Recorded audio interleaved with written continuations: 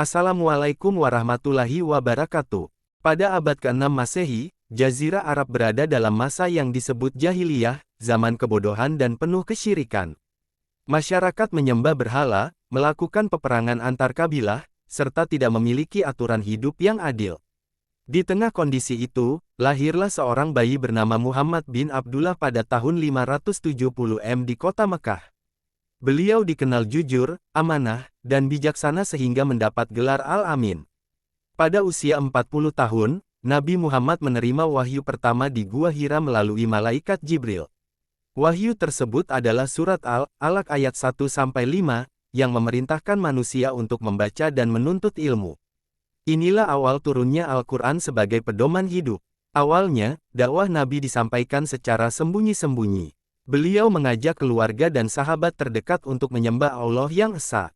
Namun, setelah 3 tahun, beliau diperintahkan untuk berdakwah secara terang-terangan. Kaum Quraisy menolak keras karena merasa ajaran Islam mengancam tradisi dan kekuasaan mereka. Umat Islam mengalami banyak tekanan, hingga akhirnya sebagian sahabat hijrah ke Habasyah, Ethiopia. Puncaknya, pada tahun 622 Nabi Muhammad dan para sahabat berhijrah ke Madinah. Peristiwa ini menjadi awal penanggalan Islam, yaitu Hijriyah. Di Madinah, Nabi membangun masyarakat Islam yang damai, dengan dasar persaudaraan ukhuwah antara kaum Muhajirin dan Ansar, serta Piagam Madinah sebagai aturan bersama antar umat beragama. Dari sanalah Islam berkembang pesat. Setelah beberapa peperangan melawan Quraisy, pada tahun 630 Nabi berhasil kembali ke Mekah tanpa pertumpahan darah. Beliau menghancurkan berhala-berhala di Ka'bah dan mengembalikannya sebagai pusat ibadah kepada Allah. 2 tahun kemudian, Nabi Muhammad wafat di Madinah. Namun ajaran Islam terus berkembang melalui para sahabat, diteruskan oleh Khulafaur Rasyidin, hingga menyebar ke berbagai wilayah dunia. Islam adalah agama yang diturunkan Allah sejak awal penciptaan manusia. Islam bukan hanya dimulai dari Nabi Muhammad, melainkan sudah ada sejak Nabi Adam AS, manusia pertama sekaligus Nabi pertama. 1. Penciptaan Nabi Adam AS. Allah menciptakan Adam dari tanah, lalu meniupkan ruh ke dalamnya. Malaikat diperintahkan untuk sujud sebagai bentuk penghormatan, bukan penyembahan. Semua malaikat taat, kecuali iblis yang sombong dan menolak sujud. Karena kesombongannya, iblis dikutuk dan menjadi musuh manusia hingga akhir zaman. 2. Adam dan Hawa di surga. Allah menempatkan Adam dan istrinya, Hawa, di dalam surga. Mereka diperbolehkan menikmati segala sesuatu, kecuali satu larangan, tidak boleh mendekati pohon tertentu. Namun, karena godaan iblis, mereka tergoda dan melanggar perintah Allah. Akibatnya, Adam dan Hawa diturunkan ke bumi. 3. Tugas Adam di bumi. Di bumi, Adam diangkat sebagai khalifah pemimpin. Allah memberikan petunjuk agar manusia hidup dalam ketaatan, yaitu menyembah Allah semata. Dari sinilah prinsip Islam sudah ada, tauhid mengesahkan Allah, beribadah kepadanya, dan hidup sesuai petunjuk. 4. Keturunan Adam. Nabi Adam memiliki anak-anak, di antaranya Qabil dan Habil. Keduanya menjadi kisah penting pertama tentang manusia. Qabil membunuh Habil karena iri hati. Peristiwa ini menjadi pelajaran bahwa iri dan dengki adalah sumber keburukan, dan manusia diberi akal untuk memilih jalan kebaikan atau keburukan. 5. Islam sejak Nabi Adam. Islam berarti tunduk dan berserah diri kepada Allah. Sejak Nabi Adam, ajaran Islam sudah ada, meskipun syariat aturan detail ibadah berbeda pada setiap nabi. Intinya tetap sama, menyembah Allah yang Maha Esa, menjauhi larangannya, dan berbuat baik di bumi. 6. Sambungan ke nabi-nabi lain. Setelah Nabi Adam, Allah terus mengutus nabi-nabi lain, seperti Nuh, Ibrahim, Musa, Isa, hingga nabi terakhir, Muhammad. Semua membawa ajaran tauhid yang sama, yaitu Islam, hanya syariatnya yang menyesuaikan dengan zamannya. Setelah masa kejayaan Islam biasanya disebut zaman keemasan Islam atau Islamic Golden Age sekitar abad ke-8 sampai 13 dunia Islam mengalami beberapa perubahan besar.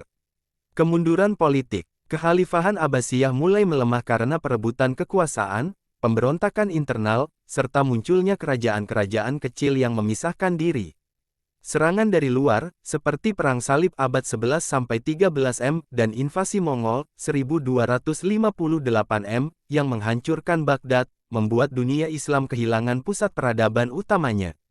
Fragmentasi wilayah. Dunia Islam terpecah menjadi banyak dinasti dan kesultanan, misalnya dinasti Umayyah di Andalusia, Fatimiyah di Mesir, dinasti Seljuk, hingga Utsmaniyah di Turki.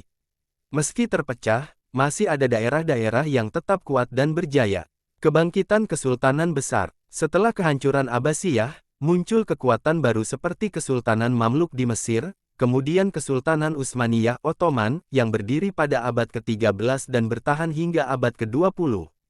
Utsmaniyah menjadi penerus kejayaan Islam dalam bidang politik, militer, dan kebudayaan.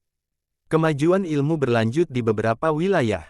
Meski Baghdad runtuh, ilmu pengetahuan Islam tetap berkembang di Andalusia, Spanyol, Mesir, dan Persia. Warisan keilmuan Islam banyak diterjemahkan ke bahasa Latin, yang kemudian menjadi dasar Renaissance di Eropa. Kolonialisme Barat. Memasuki abad ke-15 hingga seterusnya, bangsa Eropa mulai menjajah wilayah Islam, sehingga kekuatan politik Islam semakin melemah. Namun semangat Islam tetap bertahan melalui dakwah, pendidikan, dan perlawanan rakyat di berbagai wilayah. Jadi, setelah kejayaan besar Islam, yang terjadi adalah kemunduran politik dan persatuan, tetapi ilmu pengetahuan dan pengaruh Islam tetap hidup hingga sekarang. Sejarah runtuhnya orang kafir setelah Islam jaya. Setelah Islam bangkit di bawah kepemimpinan Nabi Muhammad dan para sahabat, kekuatan kaum kafir Quraisy yang dahulu sangat menentang akhirnya runtuh sedikit demi sedikit. Fase awal, penindasan di Mekah. Pada masa dakwah di Mekah, kaum kafir Quraisy menentang dengan keras. Mereka menyiksa umat Islam, memboikot, bahkan mencoba membunuh Rasulullah. Namun, iman umat Islam semakin kuat, sementara kekuatan kafir Quraisy mulai goyah karena perpecahan dan kerugian dagang. Hijrah ke Madinah, awal kebangkitan. Ketika Nabi hijrah ke Madinah, Islam memperoleh kekuatan politik dan militer. Dari sinilah terbentuk pemerintahan Islam yang pertama.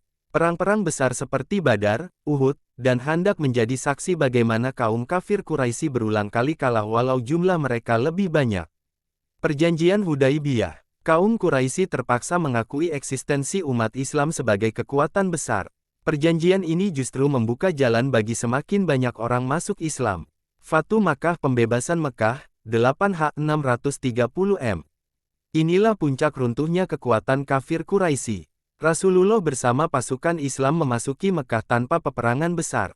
Berhala-berhala di Ka'bah dihancurkan, dan Mekah kembali kepada tauhid. Kaum kafir Quraisy yang dahulu sombong akhirnya tunduk. Ekspansi Islam. Setelah Mekah dibebaskan, Islam menyebar ke seluruh Jazirah Arab.